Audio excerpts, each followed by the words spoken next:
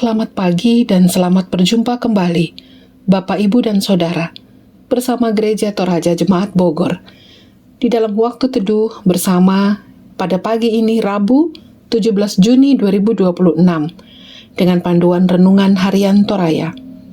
Pembacaan Alkitab dari surat Rasul Paulus kepada jemaat di Efesus, pasalnya yang kelima, ayat 15 sampai dengan 20. Mari bersama kita berdoa, memohon penyertaan Roh Kudus.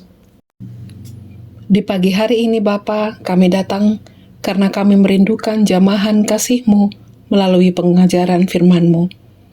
Saat ini kami bersama memohonkan penyertaan Roh Kudus, satu-satunya kuasa yang mampu membuat kami mengerti akan kebenaran firman-Mu.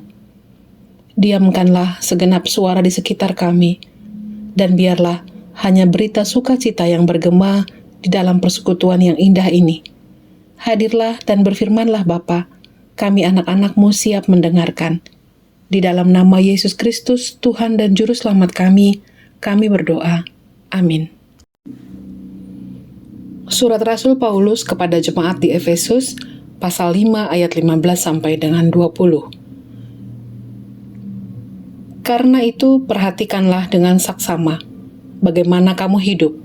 Janganlah seperti orang bebal, tetapi seperti orang bijak. Dan pergunakanlah waktu yang ada, karena hari-hari ini adalah jahat. Sebab itu, janganlah bodoh, tetapi usahakanlah supaya kamu mengerti kehendak Tuhan.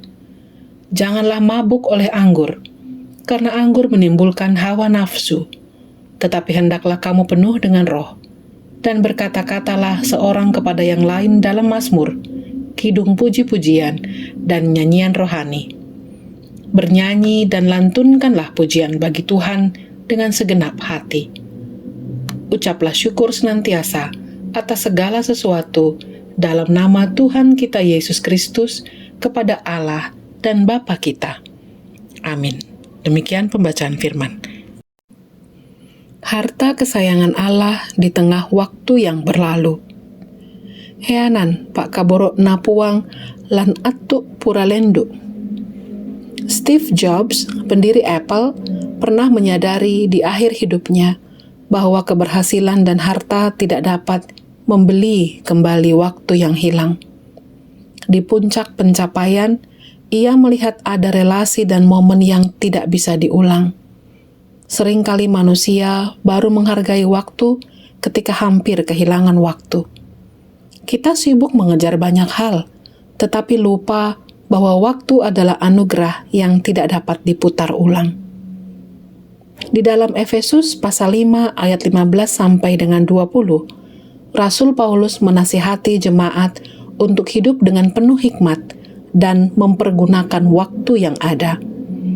Ungkapan ini mengandung makna menebus atau membeli kembali kesempatan yang berharga. Paulus tidak sekedar berbicara tentang manajemen waktu, tetapi tentang kesadaran rohani. Jangan hidup seperti orang bebal, melainkan seperti orang arif yang tahu bahwa hari-hari ini jahat. Hidup yang ditebus Kristus bukanlah hidup yang dihabiskan dalam kelalaian, melainkan hidup yang dipenuhi roh, ditandai dengan ucapan syukur, pujian, dan ketaatan.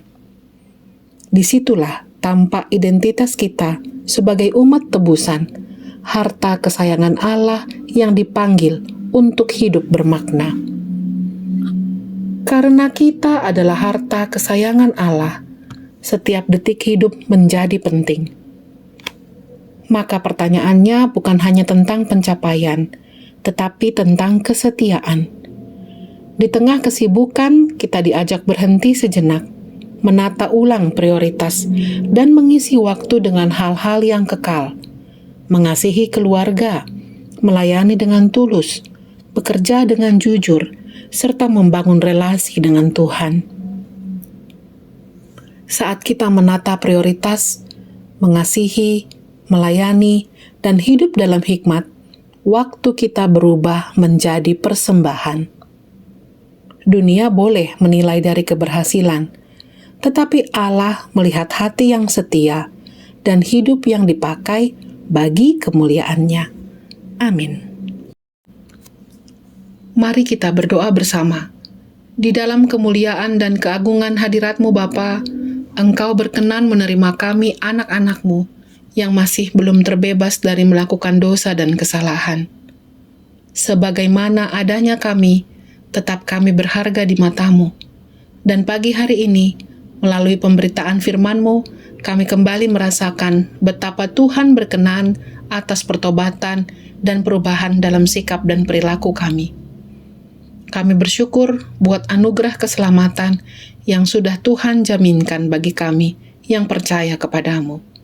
Kami juga bersyukur buat setiap penyertaan-Mu di dalam berbagai kondisi dan situasi yang kami hadapi. Kami mendoakan pertobatan-pertobatan dan permohonan ampunan dosa dari anak-anak-Mu Bapa, yang dengan sungguh-sungguh memohon dan bertobat, serta akan berupaya untuk tidak lagi jatuh ke dalam dosa. Kami mau hidup kami semakin serupa dengan teladan Yesus Kristus. Maka berkatilah kami dan ajar kami mampu senantiasa bersyukur atas apapun yang Engkau perkenankan terjadi dalam hidup kami dan orang-orang yang kami kasihi.